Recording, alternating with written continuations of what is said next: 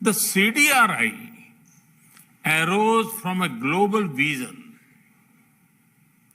In a closely connected world, the impact of disasters will not just be local. Disaster in one region can have a big impact on a completely different region. Therefore, our response has to be integrated, not isolated. Friends, in just a few years, over 40 countries have become part of the CDRI. This conference is becoming an important platform. Advanced economies and developing economies, large and small countries, the global north and the global south are coming together at this forum. It is also encouraging that it is not just governments that are involved. Global institutions, domain experts, and the private sector also play a role. Friends, as we discuss infrastructure, some priorities have to be remembered. The CDRI's theme for this year's conference is related to delivering resilient and inclusive infrastructure. Infrastructure is not only about returns, but also about reach and resilience.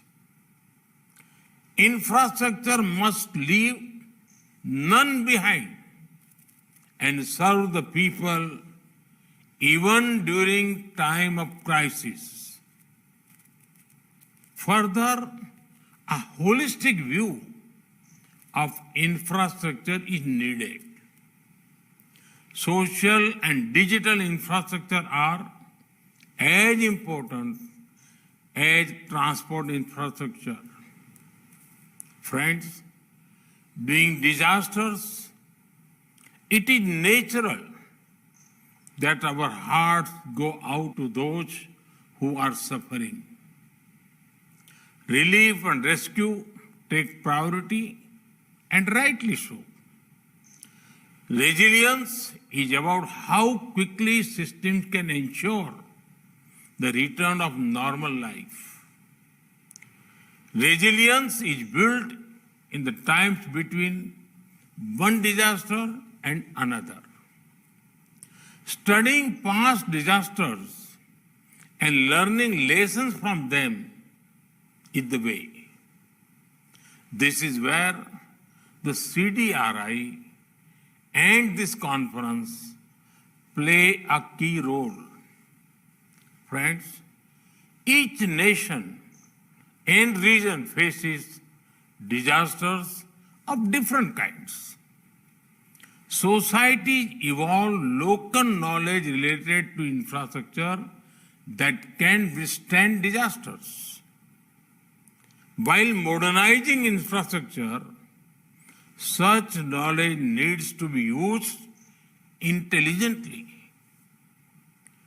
Modern technology with local insights can be great for resilience. Further, if documented well, local knowledge may become a global best practice. Friend, some of the initiatives of the CDRI are already showing its inclusive intent.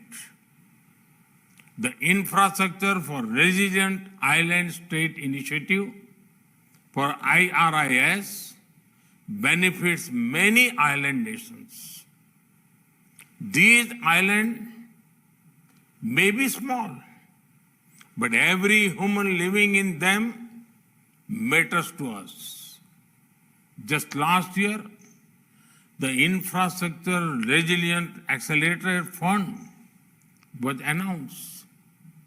This $50 million fund has generated immense interest among developing nations. The commitment of financial resources is key to the success of initiatives. Friends, recent disasters have reminded us of the scale of challenges we face. Let me give you a few examples. We had heat waves across India and Europe. Many island nations were harmed by earthquakes, cyclones, and volcanoes. Earthquakes in Turkey and Syria caused great loss of lives and property. Your work is becoming more relevant. There are great expectations from the CDRI. Friends, this year, India is also bringing the world together through its G20 presidency. As the president of G20, we have already included the CDRI in many working groups. The solutions you explore here will receive attention at the highest levels of global policy making. This is an opportunity for CDRI to contribute to infrastructure resilience, especially against climate risk and disasters. I am confident that the deliberations at ICDRI 2023 will provide a pathway to achieve the shared vision of a more